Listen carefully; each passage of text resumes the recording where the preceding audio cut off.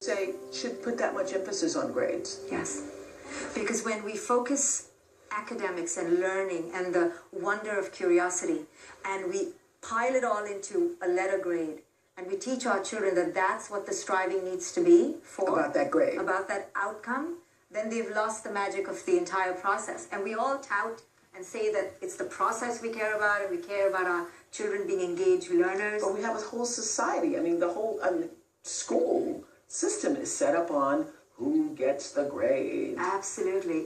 And it's just a disservice that we're doing to them. We are disengaging them from the learning process. They hate going to school. School has become this cutthroat competition. And we are part of this. And we need to take responsibility for ourselves, because we always cop out and say, but the schools put pressure, and then my kid will not feel good at school.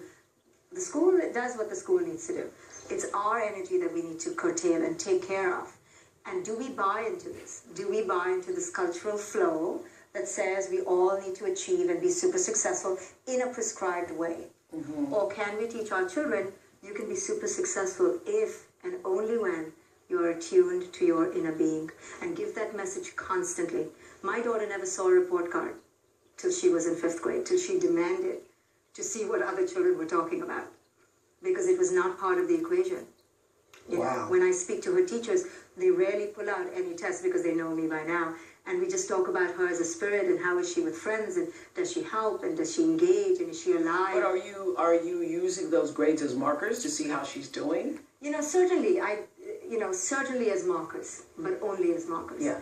It's sometimes a marker for what you don't know. Sometimes it could just be a marker for what your teacher wanted to hear and you didn't give her. Yeah. So it could be a moment in time. Yeah. It could be a relapse of your presence in that moment. It could be bad test taking. It could be a failure of just bringing all your energy to that moment in time.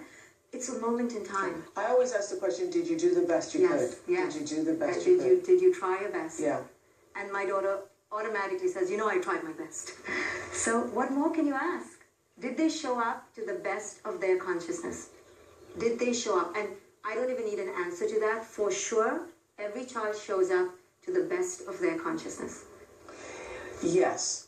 So if you have a child who isn't showing up to the best of their consciousness, it isn't, a lot of parents, I think, try to fix all of the problems, all of the disconnection, all of the lack of engagement on their part and their children's part with that grade. If I can just get the grade right. Yes. Yeah. We have driven our children into the state of madness, into the state of disconnect. We've beaten them down with this ideal of perfection, that only the A grade makes them valid as students, valid as learners, and valid as human beings. Without the A grade, they are invalid. And then we wonder why our children don't get up and bounce off to school, because we've made them hate the process of learning now. And isn't the whole point of the parent-child journey to remain as connected as possible? Isn't the whole point of that? We say that, right? So if you ask any parent, what is your goal for your child? What do most parents say? Oh, I just want them to be happy. Yes. I've heard that I've heard that about as many times as you've heard it, yeah. I just want my child to be happy. Right. Yeah. Right. But that's what people does say. that mean? Yeah. What does that mean? If we've affixed our sense of happiness to wealth and status and achievement and where you go to college and how you look, the minute one of those pillars topple, you're not happy anymore. Yes. Right? Yes. So that's what most people are most afraid of. Underneath the external. Yeah. So what most parents really want is, I want you to be happy, honey, as long as it fits within the form all the sanctioned ideals that I have. Yes, I bought into. That I and bought sold into. my soul to. Yeah. And if you don't, we're all going to be in deep waters, because it is terrifying. That's the message we give our children. It is terrifying to be without these external barometers of success. And so I have adults in therapy in their 40s and 50s, terrified when they're facing bankruptcy or a divorce, or life throws a curve at them, because they believe they will be nothing. And they're so afraid to confront that emptiness. But little realizing that just beneath emptiness is the vast expanse of their spirit.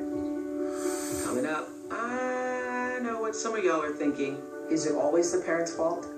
Plus, the little signals our children send us that it's time to wake up. But our children are screaming, no, I have a resistance to this thing that you're imposing on me. Hey, you didn't listen to my whisper, and now I'm going to roar.